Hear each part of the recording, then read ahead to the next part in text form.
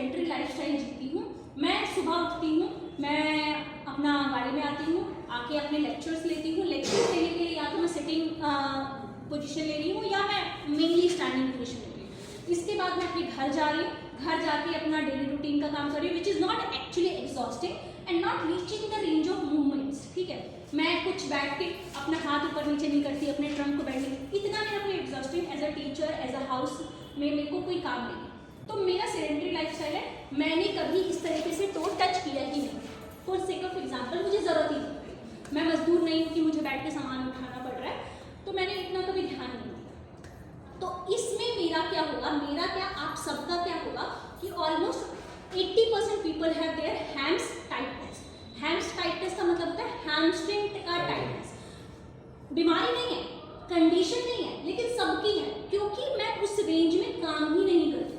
मुझे अगर पेन दो, अगर मेरा कोई सामान इस तरीके से गिर गया है ना, तो मैं क्या करूँगी, इस तरीके से उठाऊंगी। मैं ऐसे उठा ही नहीं रही, क्यों करूँ मैं अपने आप को एग्जॉस्ट क्यों करूँ? मैंने कभी मेरे सबकॉन्शियस माइंड ने, अनकॉन्शियस माइंड ने इस तरीके से सोचा ही नहीं कि मेरा सामान गिर गया है तो मैं ऐसे उठाऊँ। मुझे हेम्स की अगर लेंथ यहाँ से लेकर यहाँ होती है, तो डेली रूटीन में अगर मैं टो टच नहीं करूँ वो यहाँ तक आती है।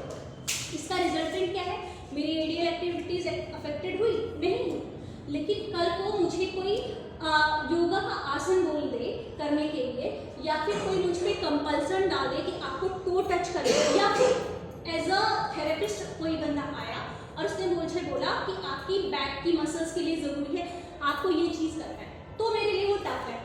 ठीक है, तो अब मैं नहीं टच कर पाऊंगी।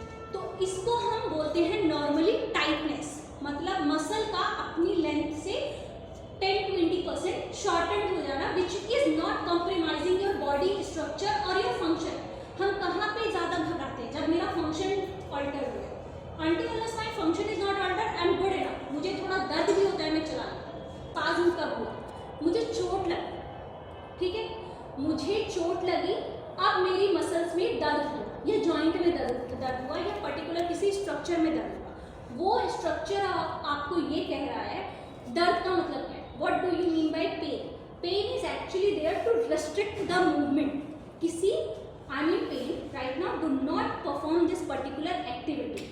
मेरे को ये हाथ उठाने में इस तरीके से दर्द हो रहा है, यहाँ पे मेरे स्पाज्म डेवलप हो गया है, तो इसका मतलब ये है कि ये बाइसेप्स कह रही है कि मत परफॉर्म करो, ऐसे मत करो, मुझे परफॉर्म। तो तुम्हारा जो फिजियोथेरेपिस्ट है या तुम्हारा जो डॉक्टर है, वो आपको रिलेटिव रेस्ट दे देता है। वो आपको बोलता है कि अच्छी सॉफ्ट टिश्यू इंजरी हुई है, आप क्रेप बैंडेज बांध लो। क्रेप बैंडेज का क्या कॉन्सेप्ट है, रिलेटिव रेस्ट, माने कि उस पर्टिकुलर एरिया को उसने रेस्ट दे दिया कि तुमको पूरी बॉडी का रेस्ट नहीं चाहिए, वो आपको आपकी परफॉर्मेंस को डिक्रीज करेगा, उसको हम एब्सोल्यूट रेस्ट बोलते हैं। आपको सिर्फ और सिर्फ रिलेटिव रेस्ट की जरूरत है। मैं वो आपको टेपिंग कर देता हूँ तो आप मूवमेंट नहीं करोगे, मैं एक कंप्रेशन बैंडेज बांध देता हूँ, उससे आपकी मूवमेंट कम हो जाएगी। आप स्टेबलाइज करना चाहते हैं तो आपका ये कहलाता है स्पाज्म। ठीक है, इंजरी की वजह से पेन आया है और पेन ने बोला है मूवमेंट मत करो, और इसीलिए मसल्स सिकुड़ गई ऐसे। इसकी लेंथ यहाँ से यहाँ तक थी, अब वो अपने आप को खींच लिया ऐसे कि भाई मेरे से मत काम करो। इसको कहते हैं स्पाज्म। ये भी एक मोमेंट्री चीज़ है। You will do 7 day rest, एक हफ्ते के लिए रेस्ट किया, आइसिंग किया, ये किया वो किया, जो भी आपके डॉक्टर ने सजेस्ट किया, your muscle will be again in the lengthen position, done. पहले करने लगूंगी तो ये मेरी स्ट्रेचिंग किया आपने नॉर्मल, तो आपका टाइटनेस क्लियर हो गया। स्पाज्म कैसे क्लियर हुआ, रिलेटिव रेस्ट से, और जो भी पर्टिकुलर आपके प्राइस का प्रोटोकॉल है या जो भी आपको डॉक्टर ने सजेस्ट किया। ठीक है, तीसरा आता है स्पास्टिसिटी। तीसरा है आपका स्पास्टिसिटी। स्पास्टिसिटी का मतलब होता है because of some actually condition, disorder, legion.